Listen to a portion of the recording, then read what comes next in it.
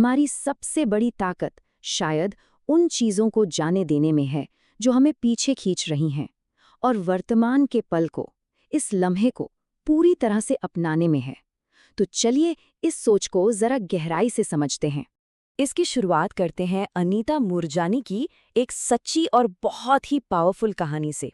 उनका जो अनुभव है वो असल में इस पूरी बातचीत का सार है। देखिए, अनीता की हालत बहुत ज़्यादा नाजुक थी।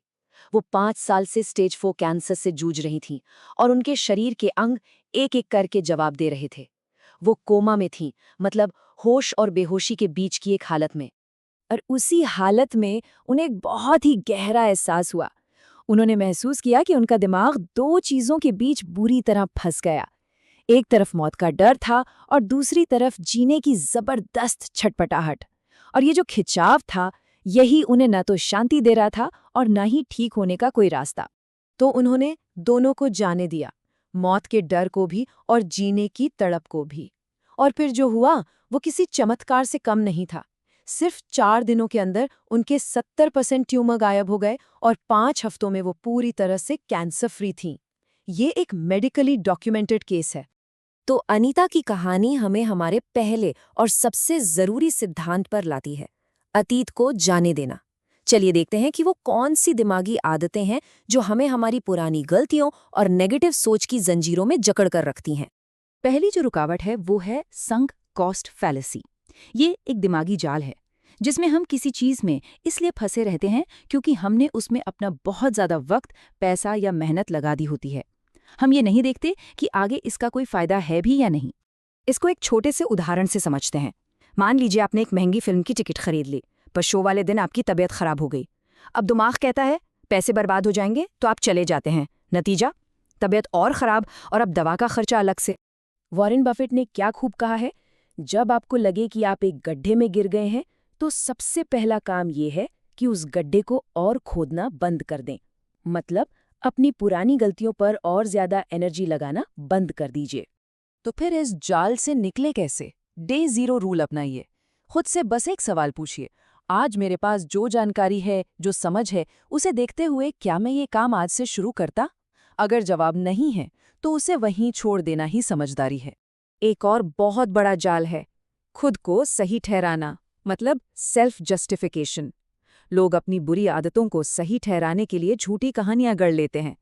जैसे जो लोग काम टालते हैं वो कहते हैं, अरे मैं तो प्रेशर में बेहतर काम करता हूँ। सच तो ये है कि वो सिर्फ काम को टाल रहे होते हैं और धीरे धीरे सच्चाई से दूर हो जाते हैं। देखिए, जब हम अपनी पुरानी गलतियों को सही ठहराना बंद कर देते हैं, तभी हम अपनी पूरी एनर्जी आज यानी कि इस पल में एक्शन लेने पर लगा सकते हैं। चलिए अब उन मानसिक बदलावों को समझते हैं जो हमें तुरंत काम करने में मदद करते हैं। सबसे पहले तो अपराध बोध यानी गिल्ट और शर्म यानी शेम के बीच का फर्क समझना होगा। गिल्ट कहता है मैंने कुछ गलत किया, ये ठीक है, ये हमें सुधार की तरफ ले जा सकता है। लेकिन शेम कहती है मैं ही गलत हूँ, और ये सोच ये धीरे धीरे हमारे कॉन्फिडेंस को खत्म कर देती है। अपनी भाषा में एक छोटा सा लेकिन बहुत गहरा बदलाव लाइए। जब कोई कहता है मुझे ये करना पड़ेगा, तो वो असल में अतीत का कैदी बनकर बोल रहा है। पर जब कोई कहता है मैं अभी इसे करना चुनता हूं, तो वो अपनी ताकत को अपने हाथ में ले लेता है, वर्तमान में आ जाता है। चिंता करना बिल्कुल वैसा है जैसे आप एक ऐसे कर्ज पर कंपाउंड इंटरेस्ट भर रहे हो जो शायद आपको कभी चुकाना ही ना हो। चिंता करने से काम नहीं होता, और काम न होने से चिंता और बढ़ती है। ये एक अंतहीन चक्कर है। तो इसका हल क्या है? बहुत आसान है। एक कागज लीजिए और 2 कॉलम बनाइए। एक में लिखिए वो चीजें जो 100% आपके कंट्रोल में हैं, और दूसरे में वो जो नहीं है। अब बस उन चीजों पर ध्यान दीजिए जो पहले कॉलम में है। आपकी सारी एनर्जी सही जगह लगेगी। ठीक है, तो अभी तक हमने खुद की बात की। अब चलिए अपने फोकस को थोड़ा और बड़ा करते हैं और देखते हैं कि ये सारे सिद्धांत दूसरे लोगों के साथ हमारे रिश्तों और बड़ी बड़ी चुनौतियों पर कैसे लागू होते हैं। हजारों साल पहले मार्कस ऑरेलियस ने कहा था कि लोग गलतियां करेंगे, वो शायद आपका भरोसा भी तोड़ेंगे, आप उन्हें कंट्रोल नहीं कर सकते। आप सिर्फ एक चीज कंट्रोल कर सकते हैं, उनके बर्ताव पर आपकी अपनी प्रतिक्रिया क्या होगी। असली ताकत यहीं छुपी है। लेखक मेल रॉबिन्स एक कमाल की लेट देम थियरी बताती हैं। इसका मतलब है कि जब भी आप दूसरों से निराश हों तो अपने मन में कहें लेट देम, यानी उन्हें करने दो। अगर दोस्त आपको बताए बिना कहीं चले गए तो गुस्सा होने के बजाय सोचें ठीक है, लेट देम, और फिर आप अपनी खुशी के लिए कुछ करें। इससे दूसरों को कंट्रोल करने की चिंता से आज़ादी मिल जाती है। अक्सर लोग सोचते हैं कि रॉक बॉटम मतलब जिंदगी का सबसे बुरा दौर बस एक पल होता है और इंसान रातों रात बदल जाता है। पर सच ये है कि ये एक बहुत लंबी दर्दनाक घाटी की तरह है जिसे पार करना पड़ता है, और इसी मुश्किल सफर में इंसान की असली अंदरूनी ताकत बनती है। तो चलिए अब इन सभी बातों का निचोड़ निकालते हैं।